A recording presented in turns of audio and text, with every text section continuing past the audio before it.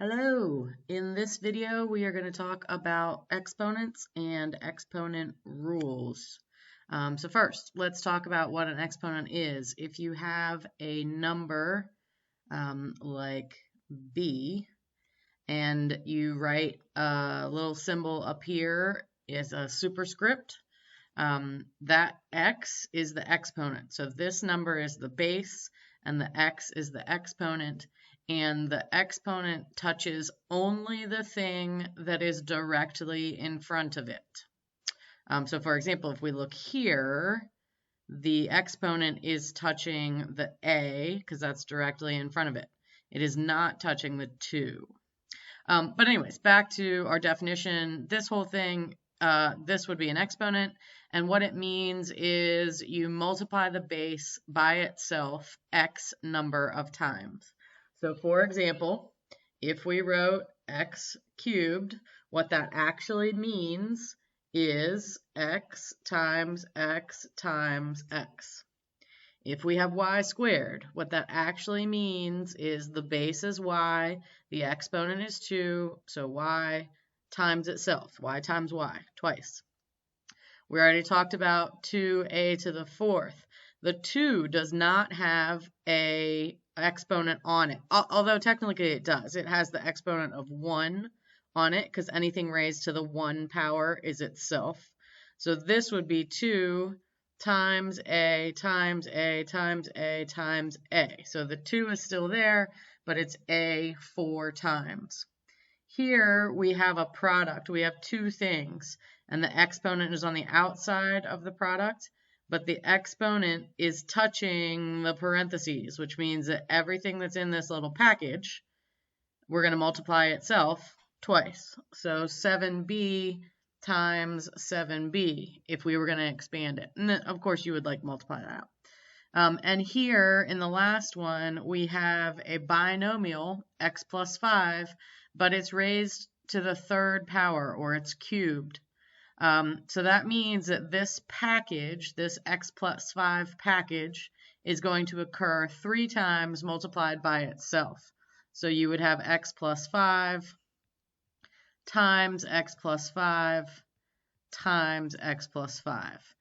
This is important to remember. A lot of students will make a mistake where if they see x plus 2 squared, they actually would write down x squared plus 4, but that's not right. No. Because it actually would mean x plus 2 times x plus 2. But we'll get into more of that later. All right, so there are a whole bunch of rules that are associated with exponents or properties, and we're going to go through all of the properties, and then you're going to practice them. So first, property number 1 is called the product of powers. If you are multiplying two numbers that have the same base, so a times a, but they have different exponents, or the same exponents, it doesn't matter, the rule says that you will add the exponents. So the base doesn't change. Notice the a didn't become 2a or anything. It's just a. And we add our exponents. So in our example, we would get x raised now to the 2 plus 5 power, which is x to the 7th. Of course, you can skip this middle step and just go straight to x to the 7th, but that's what it looks like. Rule number 2, power of a power. If you have a number that already has an exponent and you raise it to an exponent, then you multiply those two exponents. All right? So in this example, we have x squared, and then it's being raised to the 5th power. So this 5 is going to get distributed to the exponent that's in there already. So we would now have x to the 5 times 2, which is the same as x to the 10th. Again, you don't have to do that middle step. You can just go straight to x to the 10th. For the quotient of powers, you have a number with an exponent divided by the same number with another exponent. So again, the bases are the same here. The bases have to be the same. In this part, in this property, you subtract the exponents. So you would take the exponent of the numerator and subtract the exponent of the denominator. So in this case, we would have x to the 5 minus 2, which is x cubed. Again, you can skip that middle and just go straight to the answer. In our next example here, we would have x to the 2 minus 5, and we get x to the negative 3. Make sure you pay attention to the order in which you're subtracting. So it's the numerator minus the denominator. It's the numerator minus the denominator. This negative is important, and and you want to make sure that you include it. For negative exponents, one other thing. If by chance you have a situation where the numerator is smaller than the denominator, you can also think about it like this. This is the same as x times x over x times x times x times x times x. We already covered that, right? So that's x squared in the numerator over x to the 5th. Notice that anything over itself equals 1. So that x over x is going to be equal to 1. And this x over x is also going to be equal to 1. So you have 1 in the numerator, and how many x's? 3 x's in the denominator.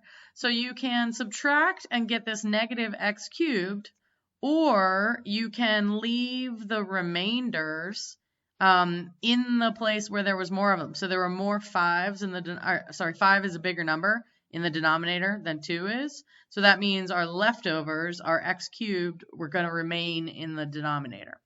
Whereas here, 5 is a larger number, and it's in the numerator, so our cubed lands in the numerator, okay? Now, this relationship here between x to the negative 3 and 1 over x cubed brings us to our next rule. When you have a negative exponent, it actually isn't a negative number, it just means reciprocal.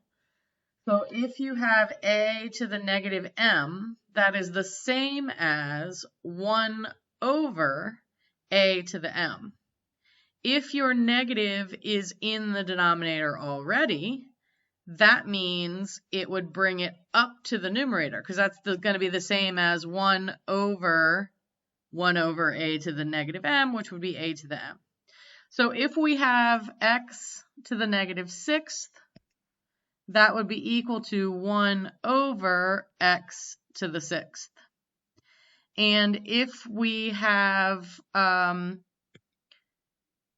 1 over x to the negative 2, then we take this part and we move it up to the top and make it positive, so it just becomes x squared.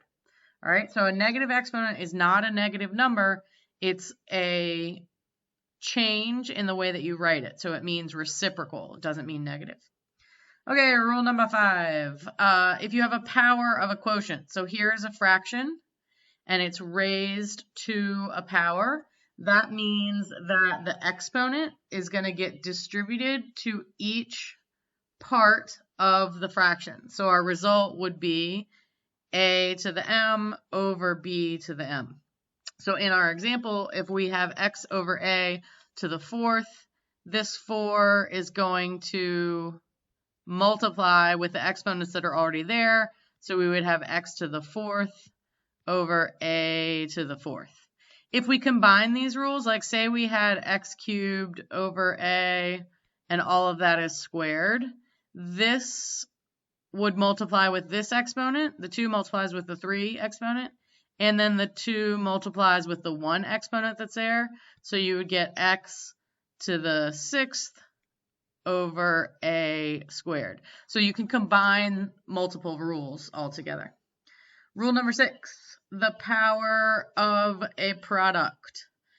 Here, same idea, we're going to distribute the exponent to everything that's inside the parentheses or to the exponents of each parts. So if you have a times b, then you're going to get a to the m times b to the m. So here, when we have 2x raised to the third power, this is the same as 2 cubed times x cubed, which we would simplify and write as 8x cubed.